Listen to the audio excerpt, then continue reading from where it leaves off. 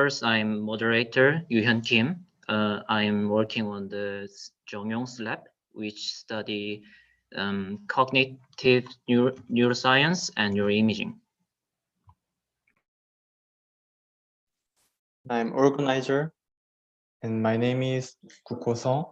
I'm master degree student in Musok Jang's group, and my research interest is deep tissue imaging via ultrasound light interaction.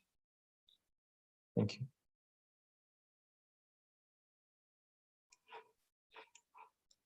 Hello everyone, my name is Chun Sung Lee, and I'm the first presenter of today's webinar, and I'm also working on Musok Jang's lab, optical imaging laboratory, and my research area is computational optical imaging, which include deep learning or conventional iterative algorithms.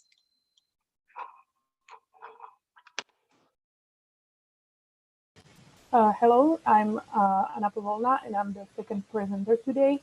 And I have been working 2 years as a radiological physicist in a hospital.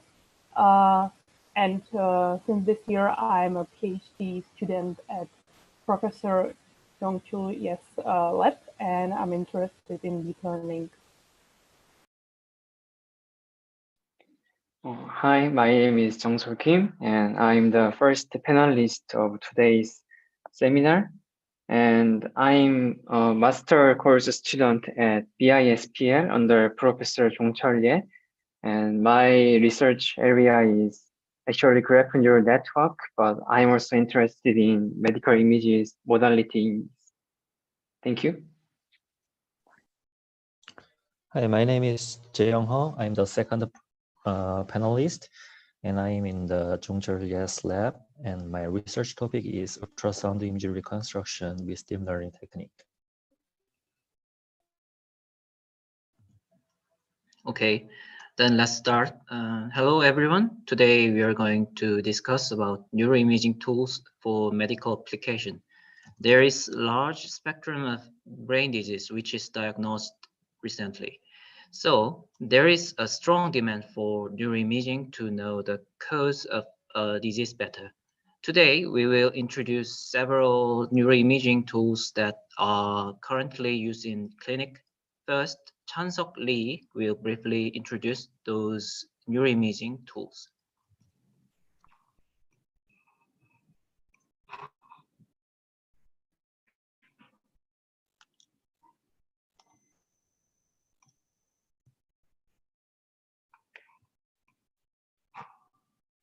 Oh, can you show my screen? See my screen? Okay, let me start. Today, I'm going to introduce about several related imaging tools and neuroimaging and several related imaging tools. First, let me introduce what is neuroimaging. Neuroimaging is the use of various techniques to either directly or indirectly image the structure, function, or pharmacology of the nervous system. And neuroimaging can be divided in two broad categories called structural imaging and functional imaging. Structural imaging refers to approaches that are specialized for the visualization and analysis of anatomical properties of the brain. These approaches are particularly useful for detecting brain damage and abnormalities. In contrast, functional imaging is used to identify brain areas and underlying brain processes that are associated with performing a particular cognitive or behavioral task. Depending on the type of signal being analyzed, inferences between the location of brain activity and brain function can then be determined. In these days, neuroimaging is used for anatomical analysis, brain areas analysis, brain disorder diagnosis, and many other brain-related researches. So the neuroimaging technique is very important for curing disease and understanding human. Then what imaging modalities can be used? Among several imaging modalities, today we are going to mainly discuss about CT, MRI, PET, and SPECT. CT and MRI is used for structural imaging, whereas PET and SPECT is used for functional imaging. From now, I'm going to briefly introduce the basic principle and application of these four imaging modalities. First one is computed tomography. Computed tomography, shortly CT, is a medical imaging technique that uses computer processed combination of multiple X-ray measurements taken from different angles to produce tomographic images. A series of two-dimensional images which represent the attenuation of the X-ray are taken by the CT scanner that rotates around the fixed axis, and then these acquired images are used for reconstructing 3D tomographic imaging. The result of CT scan shows the amount of attenuation or absorption of the projected X-ray as brightness. Specifically, soft tissue or water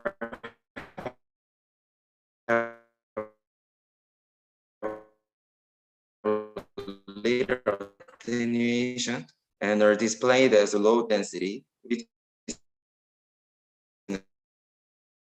are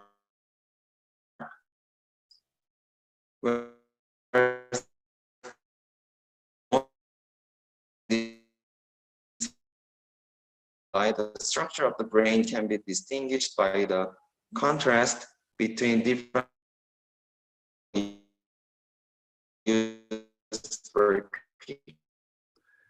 미안한데, 미안한데 인터넷이 자꾸만 끊었다 켰다 하는 것 같은데. 나만 그랬나 혹시? Second one is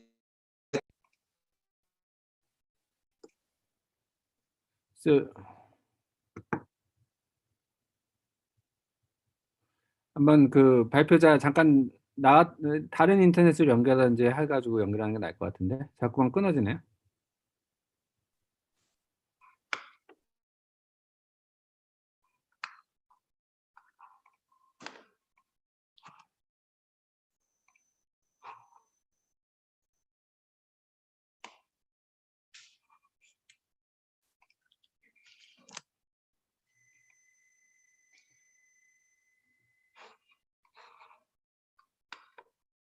이제 잘 들리시나요? 네, 이제는 잘 되네요. 네. Okay, I'm continuous going. I'm start again. Okay, next one is magnetic resonance imaging, which is shortly MRI. MRI is medical imaging technique used in radiology to form pictures of the anatomy and the physiological processes of the body. Basically, MRI scanner generates a strong static magnetic field so that magnetic moments of hydrogen atom, which is abundant in the body, tend to align. In the excitation process, RF pulse at the resonance frequency is generated, so the magnetic moments of the hydrogen nuclei is partially or completely tilted into the plane perpendicular to the applied field. If the applied field applied RF excitation pulse is removed, the magnetic moments of the nuclei are going to realign and generates an RF signal at a resonance frequency. And this process is called relaxation. This signal is detected by the MRI imaging system and used to generate an image. The generated image looks like this. According to the period of generated RF pulse, the generated image can be classified to T1 weighted, T2 weighted, and flare image. In the case of T1 weighted image, it is used for analyzing anatomical structure of the brain, whereas T2 weighted and flare image is used for diagnosing disease. With MRI scanning, more detailed brain anatomy can be analyzed because of higher spatial resolution, and diseases such as Alzheimer's disease or epilepsy can be detected. The next one is functional MRI, which measures the brain activity by detecting changes associated with blood flow. This technique relies on the fact that cerebral blood flow and neuronal activation are coupled. In the body, hemoglobin is combined with oxygen, which is called oxyhemoglobin, to deliver oxygen to the brain. In the resting state, the ratio of the oxyhemoglobin and deoxyhemoglobin is maintained. However, when some parts of the brain are activated, blood flow increases to supply the oxygen in activated region. As a result, changed ratio of the oxyhemoglobin and deoxyhemoglobin affect the MRI magnetic resonance signal. So this changed signal can be mapped to show which neurons are active at a time. So fMRI can be used as functional imaging. This fMRI is not only used for research on health subjects, but also used for medical diagnosis of disease like ischemia. Positron emission tomography, shortly PET, is a functional imaging technique that uses radioactive substances known as radiotracers to visualize and measure changes in metabolic processes and in other physiological activities, including blood flow, regional chemical composition, and absorption. In the case of neuroimaging, usually measure brain metabolism and the distribution of exogenous radiolabeled chemical agents throughout the brain. In detail, positron emitting isotope is one of isotopes that emit positron.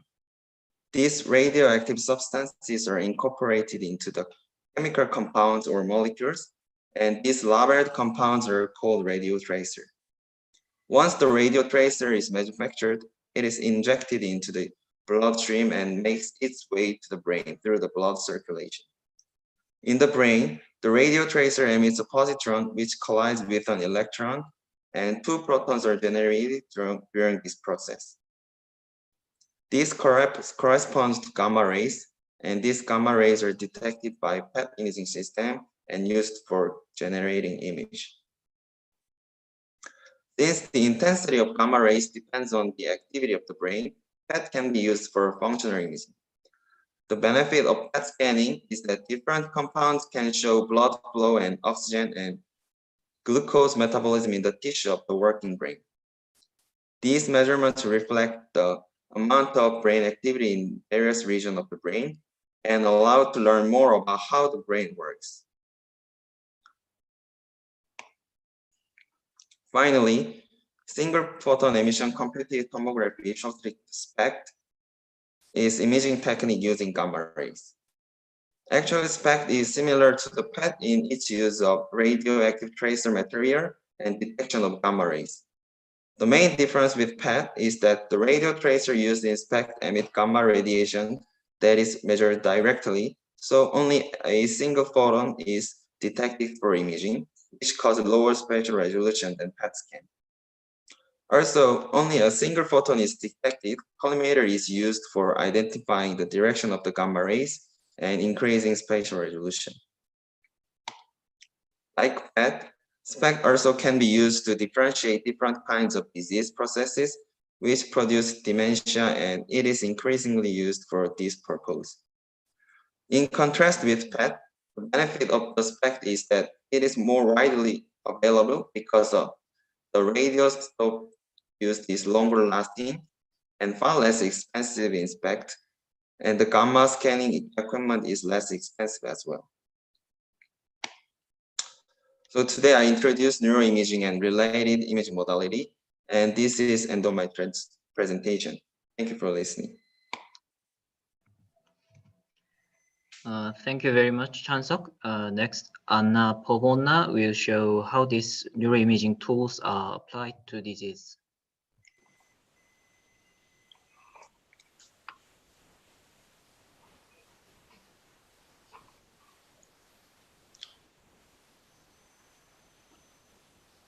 Oh, okay. Can you see my screen? Can you hear me? Okay. So hello once again. I'm Anna Povolna, and Chansok already told you about the imaging modalities we use nowadays in medicine to diagnose various diseases. Now I will talk a little bit more about how exactly we can use these imaging techniques in clinical practice. Neuroimaging follows a standard neurological examination in which a physician has found cause to more deeply investigate a patient who has or may have a neurological disorder. The most common indications for examinations requested from the neurology department are usually headache, head trauma, and acute neurological deficit. Another indication for neuroimaging can be guided stereotactic surgery or radiosurgery for treatment of intracranial tumors or other surgical treatable conditions. On this slide, you can see the list of different disorders which involve the nervous system. Many of these disorders are very complex and hard to diagnose. Even though today we can deliver diagnosis more precisely and sometimes even promptly with these modern imaging techniques, all these results have to be always put into a clinical context. This means that in somebody, empty cell on MRI scan means absolutely nothing, but in somebody else, it can be suggestive of increased intracranial pressure. And it is only the clinician who can decide, so he can put all the clues together and then go on with further diagnosis or with the treatment.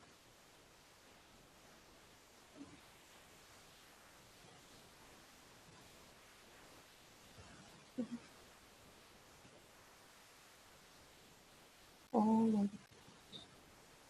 I'm sorry, but it somehow gets stuck.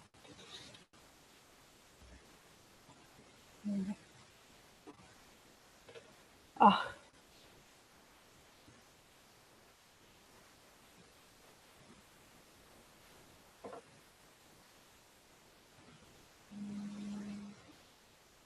Okay.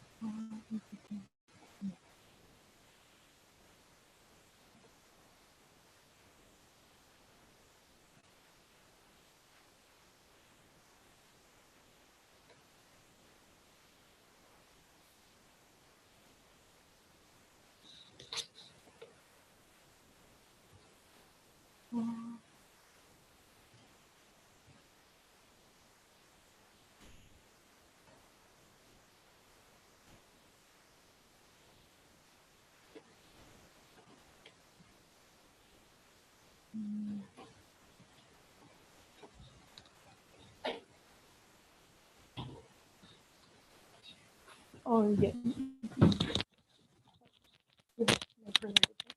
Oh, okay.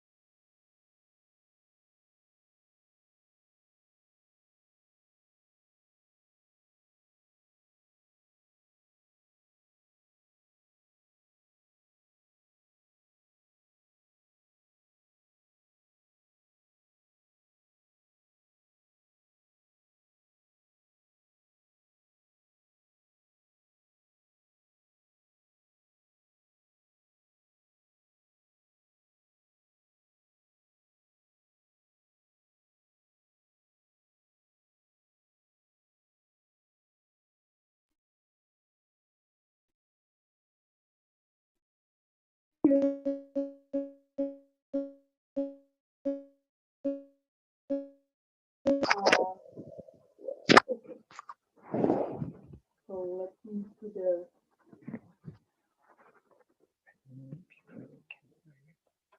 Can you hear me? Oh, okay, sure.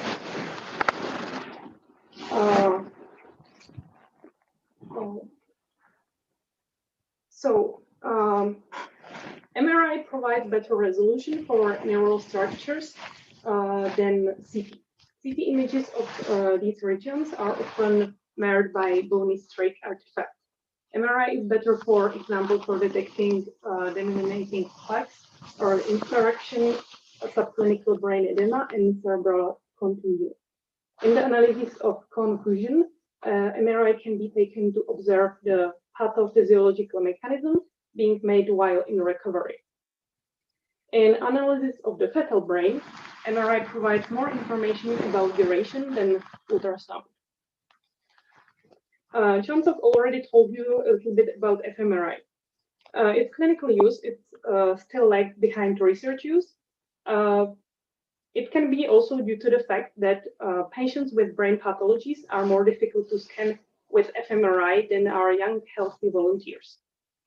Physicians use fMRI to assess how risky brain surgery can be for patients, and it can be very useful to plan for surgery and radiation therapy of the brain. Clinicians also use fMRI to anatomically map the brain and detect the defects of certain neurological disorders. CT has become the diagnostic modality of choice for head trauma due to its accuracy, reliability, safety, and wide availability. CT is superior to MRI in visualizing fine bone detail in brain, but not the contents of it.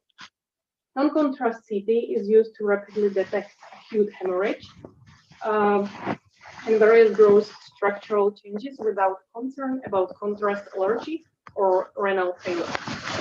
Radio-opaque contrast agent helps detect brain tumors and brain abscesses.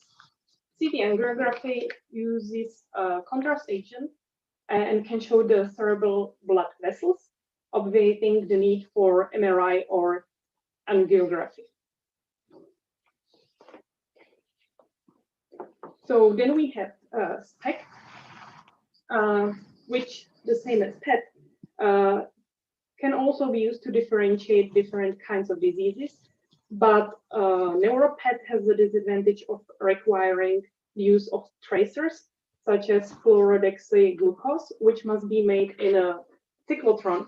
And it's also expensive and unavailable if necessary transport times are prolonged more than a few half-lives of the certain tracer.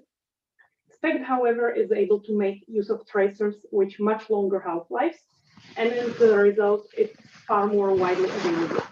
Today, physicians around the world typically order brain SPECT scans to look at the following conditions: Alzheimer's disease and other types of dementia, cerebrovascular diseases, brain death, epilepsy, and drug toxicity.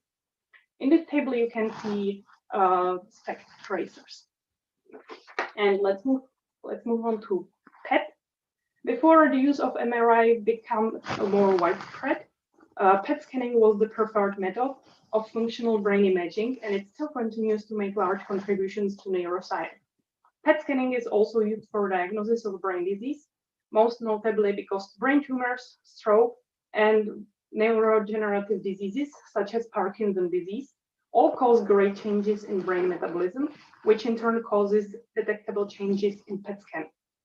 That is probably most useful in early stage of certain dementias, with classic example being Alzheimer's disease, where the early damage can be hardly noticed in CT scans. In this table, you can see some PET tracers.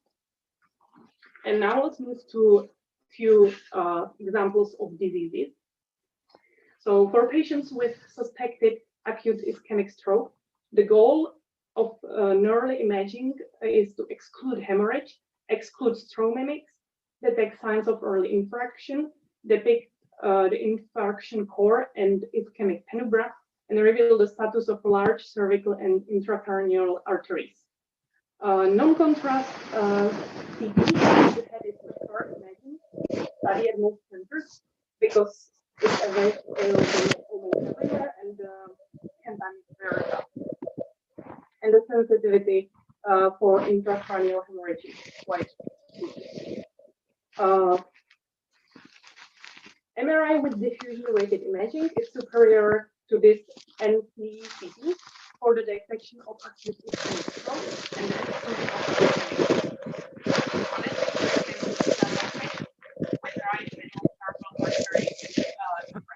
Hello, there are a lot of background noise. The non-contrast CT, and the right picture is MRI BWI. Alzheimer's disease is usually diagnosed based on the personal medical history from relatives, and behavioral observation, but structural imaging, preferably non-contrast MRI, is recommended to exclude other diagnoses. The use of FDG PET is recommended only to differentiate Alzheimer's disease from frontotemporal dementia. So on this picture, you can see scans from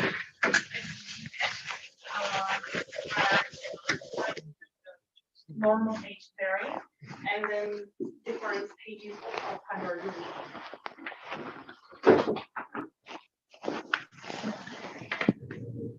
The diagnosis of Parkinson's disease is essentially clinical. Nowadays, MRI iron-sensitive T2 and SWI sequences are used to demonstrate absence of characteristic swallowtail imaging pattern in the dorsolateral substantia nigra. SPECT and PET can help to differentiate between degenerative and non-degenerative cause of Parkinson. In this figure, we can see images from the newly developed neuromelanin MRI. In the left, the substantia nigra area of healthy normal subject is displayed, while in the right, a Parkinson patient is shown. So it could be used to discriminate individuals with Parkinson's from healthy subjects. CT is usually the first preferred performed emerging theory for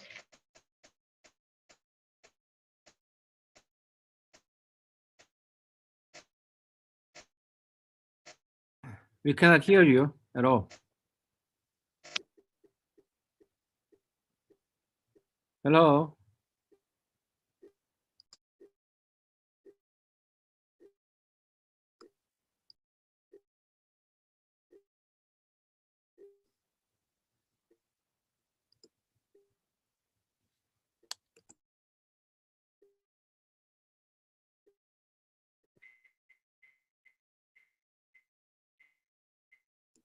Hello, we cannot hear you.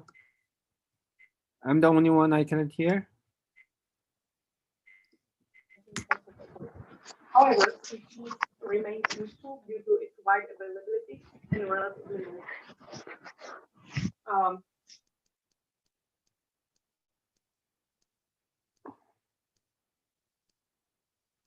I think it's better to actually, hello?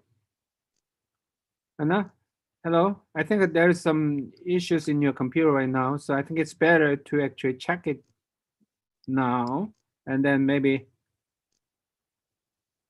you can check it, and then you can actually continue later. After some, I think it's better to other people speak first, and then during the time you can actually check your computer to see what's the problem, and then you can continue the last of your presentation. Can you do that?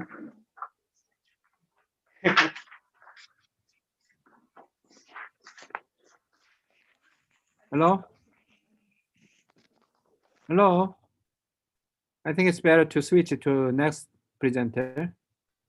And then we can actually, after fixing the technical problem, we can actually continue later. Okay? Okay, then we're gonna move on to hello. Can you hear me now? Or Oh yeah. Oh yeah. but from where should I continue? Yeah. No. Actually, my suggestion is, I think it seems to be, it's not a temporary problem, which I think is very Like where was it when I yeah. when you So stopped I think my suggestion is actually to figure out the problem first, offline, and then after the other person presented, then you can actually continue the discussion. Continue. Can you do that, Anna? Okay, then we will go the first panelist first present. 여기 에코가 계속 들린다. 왜 이렇게 오늘에 따라서 이게 방송이 퀄리티가 안 좋네. 오케이. 다시 한번. Can you see my screen? Yes, I can see.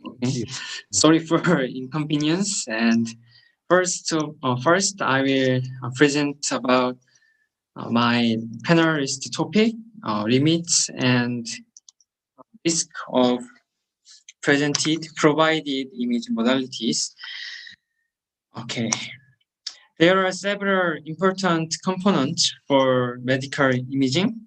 And as we know, there is no perfect image modality that satisfies all issues. Thus, provided imaging modalities also have their own limitations and difficulties. And among them, I will focus on three terms: resolution, acquisition time, and safety issues. And these are related to the fundamental principle of each imaging modality. First of all, positron emission tomography has clear difficulties and limitations. This is the entire process to get PET imaging, and we can easily guess that the safety issue occurs in tracer injection part. Before taking PET imaging, we needed to inject foreign substance into bloodstream traveling to the brain. And because researchers have tried to find safe substance to our body, commonly used the substance has about at most 2 hours half-life. And because of this, we don't need to worry about the accumulation of the substance to our body. But because of the substance disappear rapidly, undesired difficulty is caused. And that is the limitation of usage to monitoring short task only. And actually, people more care about the radioactivity of the injected substance. This tracer for PET imaging should be radioactive because of its fundamental principle. Then how much radiation from a single PET we can be exposed to? And according to the article from PubMed Health, the level of radiation from a single PET is the level of radiation that one person is exposed to in 1 year through natural radiation in the environment. And let's check the numerical value. According to Korea Foundation of Nuclear Safety, the annual average exposure level to natural radiation of Korean is about 3.08 millisievert, whereas the annual average exposure level over the world is about 2.4 millisievert. And the previous article claims that we can expose to about 2 to 3 millisievert from a single PET. However, because we are interested in PET for neuroimaging, we should calculate the weighted sum for each tissue. And if we calculate the effective dose of PET by considering the exposure weight of tissues, it is about from 4 to 7 millisievert, depends on the type of tracer. The main reason of considering the radioactive is its potential chance of developing cancer. And by definition, 1 millisievert represents 0.0055% chance of developing cancer. And it means that a single PET has 0.0385% of developing cancer. And in other words, 4 chance in 10,000 PET. And as you know, it is quite a rare event. Also, the Korean law set the effective dose limits of radiation-related worker who is not pregnant as 50 millisieverts per year. And a single exposure to PET is clearly lower than these limits. And can you say there is no problem with safety of PET? And the answer is under debate. But people follow the guiding principle called as low as reasonably achievable, in short, ALARA. And this principle is basically for protecting residents living near a nuclear power plant, but we can apply it to our objects. My personal opinion is in the same line with this principle. Although the effective dose of a single PET is lower than the limit, we needed to reduce it as low as reasonably achievable. However, because of the fundamental principle of PET, reducing dose is resulting in image quality degrading. One example is short acquisition time and image quality of PET. Actually, this trade-off between acquisition time and the signal-to-noise ratio exists for every imaging modalities. Also, another limitation of PET comes from the resolution. The left image is one example of the brain PET image, and it is blurry. According to the paper published in 2012, the fundamental resolution limit for clinical PET camera is 1.83 millimeter. And also in practical, the resolution limit is 2.36 millimeter, which is worse than the theoretical value. And this is only the best achievable spatial resolution. So real PET image resolution could be worse than these values. In contrast, CT and MRI has 0.5 to 1 millimeter spatial resolution, which is much better than this. And because of the similar principle, SPECT has a similar issue to PET. It has the same safety issue from radioactive tracer and low spatial resolution problem. Particularly, the spatial resolution of clinical SPECT is about 8 to 12 millimeter, which is even worse than PET. And this is fundamental limitation of SPECT. To handle this, people usually combine functional images from PET or SPECT with anatomical images from CT or MRI. In contrast to SPECT and PET, the computed tomography is fast and has good spatial resolution, which is lower than 1 millimeter. But because of its fundamental principle of using X-ray, it is only used for, because of its fundamental principle, it is only useful for structural image. And also because of multiple X-ray scan, the safety issue exists, and it is in uncertainty like PET and SPECT. According to this paper, for the head CT, the typical effective dose is about 2 millisieverts, which is even lower than PET and SPECT. And this makes sense because the X-ray comes from outside of the head rather than the inside of the head like PET or SPECT. Again, effective dose is low level. However, as FDA says, even this small increased change of developing cancer can become a public health concern if a large number of people undergo increased numbers of CT screening procedure. So it is better to reduce the exposure as low as possible, as I mentioned before. So fortunately, we have a nice imaging modality which have good spatial resolution without radiation. So it is magnetic resonance image, in short, MRI. And because of its clear benefit of safety, many clinicians are using MRI these days. However, as I mentioned, MRI is also not a perfect imaging modality. First, it takes long time to get an image. In case of the brain MRI, it takes typically between 30 to 60 minutes, and it can be longer depending on the purpose.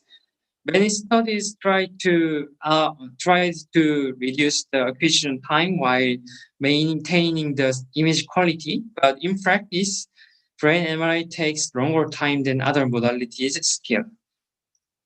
Also, MRI uses the strong magnetic field, which is similar strength of electromagnets used to pick up parts in junkyards.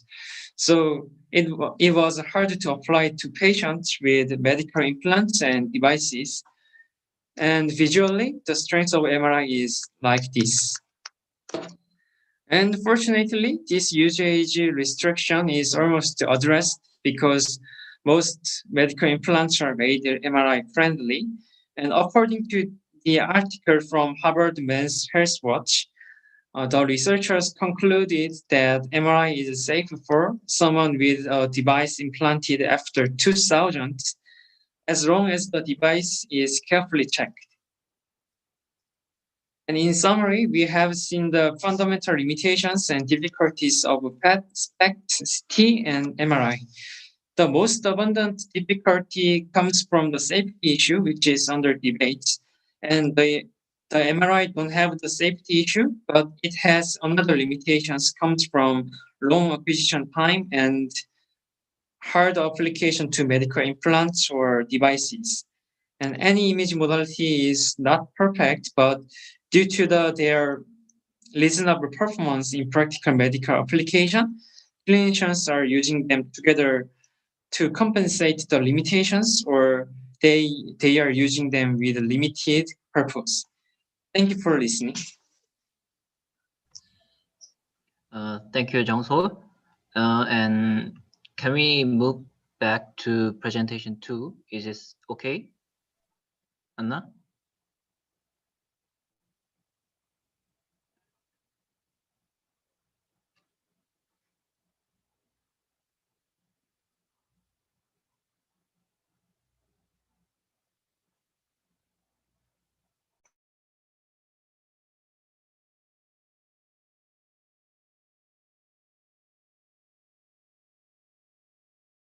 Yes, maybe.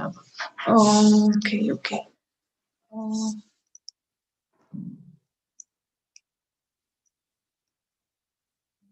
No, wait. This one. Okay. Which is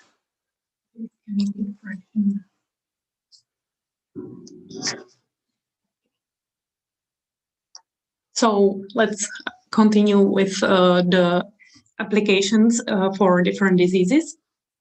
So we have Alzheimer's disease, which is usually diagnosed based on the person's medical history from relatives and behavioral observations, but structural imaging, non-contrast MRI primarily is recommended to exclude other diagnoses.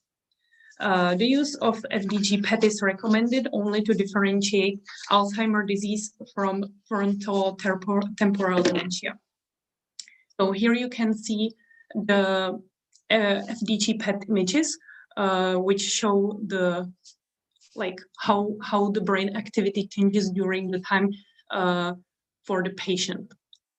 On the left side, we have a patient with a normal age brain, and on the right side, we have a end stage of Alzheimer's disease. The diagnosis of Parkinson's disease is also essentially clinical. Nowadays, MRI iron sensitive T2 and SWI sequences are used to demonstrate absence of the characteristic swallowtail imaging pattern in the dorsolateral substantia nigra. SPECT and PET can help to differentiate between degenerative and non-degenerative causes of Parkinsonism. In this figure, we can see images from the newly developed neuromelanin MRI. In the left picture, the substantia nigra area of a healthy normal subject is displayed, while in the right, a Parkinson's patient is shown. So this method could be used to discriminate individuals with Parkinson's from healthy subjects. CT scan is usually the first performed in an emergency room for a suspected traumatic brain injury. Where we have some examples of CT scans from patients who were gunshot. And other imaging modalities may be used after the person's condition stabilizes, or if symptoms don't improve soon after the injury. So here we can see other scans of the patient with a history of brain trauma. In the table, you can see comparison of tumor imaging with different diagnostic modalities. MRI with and without gadolinium is the imaging test of choice. However, CT remains useful due to its wide availability and relatively low cost.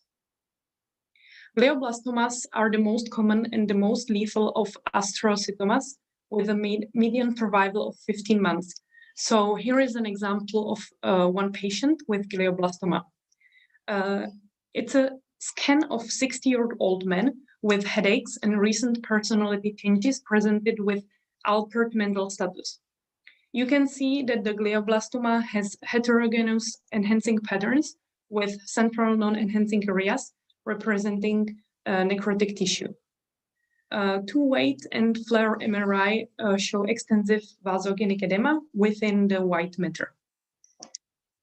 So this is all from me, and we can move to next present. Thank you, Anna. Then, and last, Jae-young Ho will present about an approach to overcome the limitations of unconventional neuroimaging tools.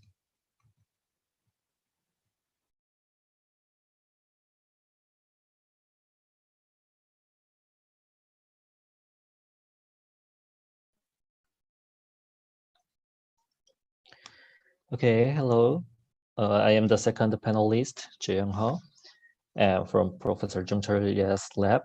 Here I'm gonna talking about some method to solve the limitations mentioned in the previous panel discussion. This is the overview of limitations. This is the overview of the presentations, and I will very briefly cover the limitations of each modalities that we introduce and show some method for avoiding these limitations. And the method is presented in two parts, modality and algorithm. Then let's start with the overview of the limitations. We presented these modalities for neuroimaging tools. One of these is PET and SPECT, and it has the problem of poor spatial resolution and using radioactive marker. The representative limitations of CT are radiation exposure, and the main limitation of MRI is the acquisition time problem. So optical brain imaging is one of the tools for neuroimaging. As shown in the figure, the light wave A emits to the brain spot with different wavelengths. And this imaging approach is based on the characteristic absorption spectra of oxy or deoxyhemoglobin. The hemoglobin in the blood is the most important absorber in the brain at visible and NIR wavelengths. The functional activity in the brain leads to changes in blood flow, blood volume, and oxygen supply. And blood delivers oxygen to tissues by locally converting HbO2 to HbR. So changes in the state of oxygenation of blood correspond to changes in the relative concentration of HbO2 and HbR. There are a few examples of optical imaging.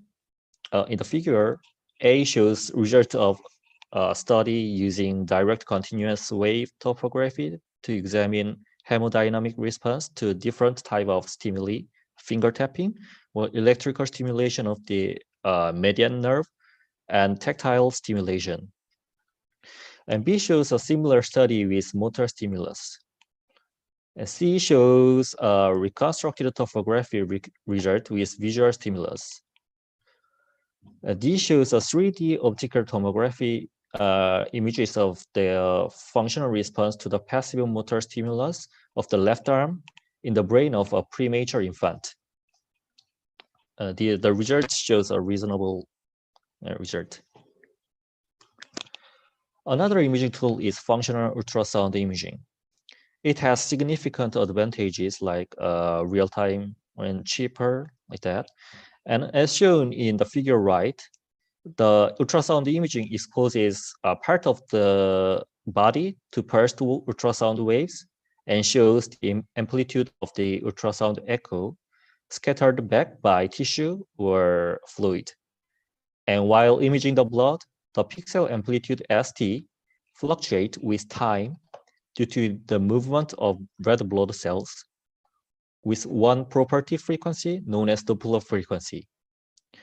And the blood signal SPT here from ST can therefore be extracted by applying a high-pass filters. The power Doppler defined as a mean intensity of the SPT is proportional to the blood volume and can be the criteria for accessing the blood flow. There are experiments in test brain activation using functional ultrasound imaging. And during a whisker stimulation, functional US acquisitions were performed on each rat that was treatment. And as shown in the B, the activation map shows a significant activation of S1 during whisker stimuli. And to evaluate the potential of functional ultrasound for mapping transient brain activity, it performed functional ultrasound in a rat model of epilepsy. And E and G shows the different propagation patterns of changes in blood volume. And as shown in the F, the power Doppler signal strongly correlated with the envelope of the EEG signal. It shows that functional ultrasound is a suitable tool for neuroimaging. In this research, they rely on high-frequency 2D matrix array transducer coupled with the high number of channels electronic system for fast 3D imaging. Through this process, they were able to capture the power Doppler brain images as shown in the right figure. And the right figure is an example of activation map obtained from the same rat after stimulation of the left whisker or visual stimulation. And the gray color represents the baseline Doppler signal, and activated areas are shown in warm color. The C denotes the normalized mean cerebellar blood volume signal over responding pixels in the responding areas during the 2 stimulation period. And not only for replaceable modalities, there are some algorithmic method to overcome the limitations. In the case of PET, there are iterative process for a high image resolution. The maximum likelihood expectation maximization, MLEM, is one of the most frequently used algorithms. It estimates images from projections by looking for the maximum likelihood solution. However, it increased the noise. In the CT case, they tried to reduce the radiation to half or quarter of the dose. However, as shown in the figure, there was a lot of noise. So there is a lot of research going on about the noise in the CT images. There are 3 main categories to address raw dose CT noise. And one is sinogram filtering, and another is the iterative method, and the other is image post-processing. The iterative method optimizes an objective function that includes an accurate system model, a statistical noise model, and prior information in the image domain like total variation. These iterative reconstruction algorithms have improved the image quality significantly, but can lose some detail and suffer from residual artifacts. In addition, they require a lot of computation. On the other hand, the sinogram filtration and the post-processing of images are computationally efficient compared to the iterative method. The sinogram filtration is the method filtering the sinogram domain. But this method is also suffer from loss of resolution and edge blurring. And image post-processing case, the filter is used for image is used like NLM, non-local mean method, and the block matching 3D BM3D algorithm has been widely used CT imaging task, but it also shows some oversmoothing and residual errors. In the MRI case, there are many attempts to reduce the acquisition time. However, as shown in the figure like that, there is some aliasing artifact when it accelerates 2 or 3 times and so on. So to address this problem, a sensitivity coding called SENSE, or a generalized partial parallel auto-calibration acquisition, which is called GRAPPA technique, are widely used. The SENSE technique is used to encode spatial information using each spatially different sensitivity of each receiver coil. And the grappa tries to regenerate the phase coding lines that were left out of the K-space data acquisition in order to accelerate the MRI scan. Nowadays, one of the most widely used method is the deep learning technique. It shows remarkable results in various fields, and not only for image processing, but also in the field of neuroimaging. And this is a result of a deep learning approach to reconstruct PET images. It compares the conventional algorithm called MLEM, and when compared to the MLEM, it shows very better quality. This is the research on road city denoise and using a deep learning technique. And as shown in the figure on the right, the first row is the noisy images, and the second row is the denoise output images. And you can find that it is showing high quality output. And this is the result of using a deep learning approach to solve the fast MRI problem. In the image on the right, the first column is the ground truth images, and second column is the aliased images, and the last column is the result of the method with deep learning. And you can find that the results show a remarkable improvement in image qualities. In conclusion, there are two main approaches to overcoming the limitations of neuroimaging tools. Functional ultrasound imaging and optical brain imaging shows a remarkable result and getting attention as one of the neuroimaging tools. And there are lots of algorithms for overcoming its limitations. And these days, deep learning approach shows outstanding results compared to the conventional algorithms. Thank you for listening. Thank you, Jae-young. That was the last presentation of our group. Now we will have Q&A section. Even if there was something confusing, please feel free to ask us any question, including that you didn't get clear.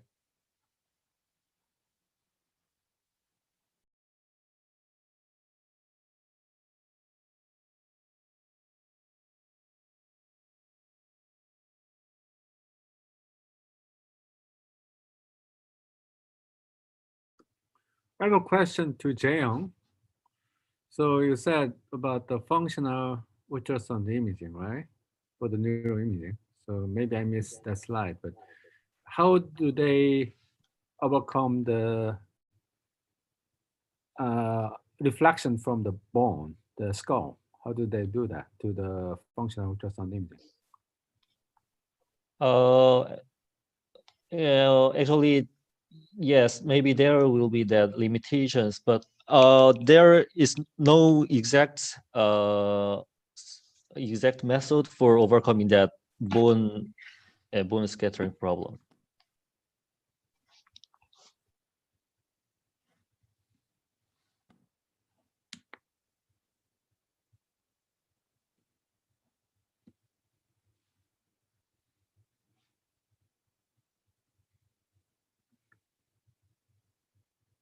Okay. There was a question from Sok Dong-yeol. In case of optical brain imaging, how deep can the light reach and take some information from the brain? Anyone want to answer this question?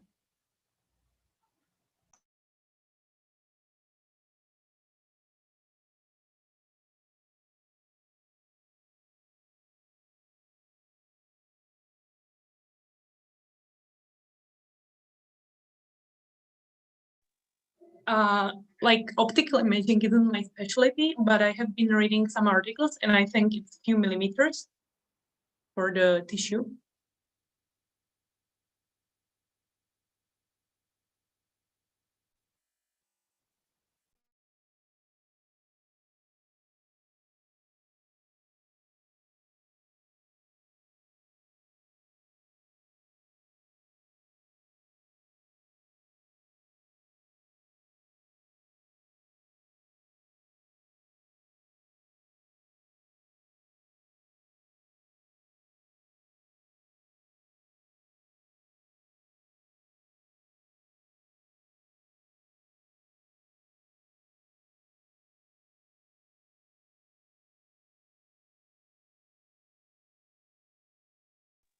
Yeah, I haven't seen it yet in like clinical use.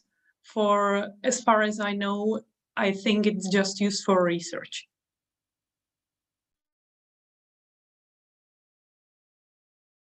It's better to read the question first because actually they don't see the questions. Okay. Yeah.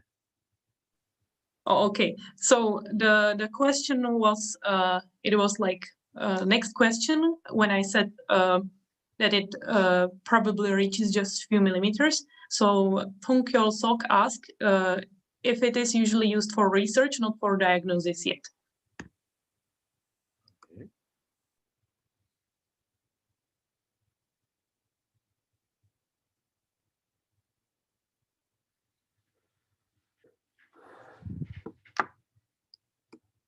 Okay, so any other question from the students?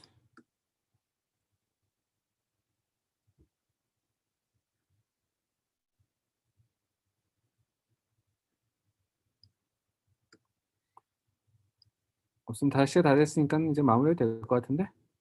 오케이, 마무리하도록 하죠, 모데레이터. Okay, thank you for listening, and it is our that was the end of our presentation. Thank you.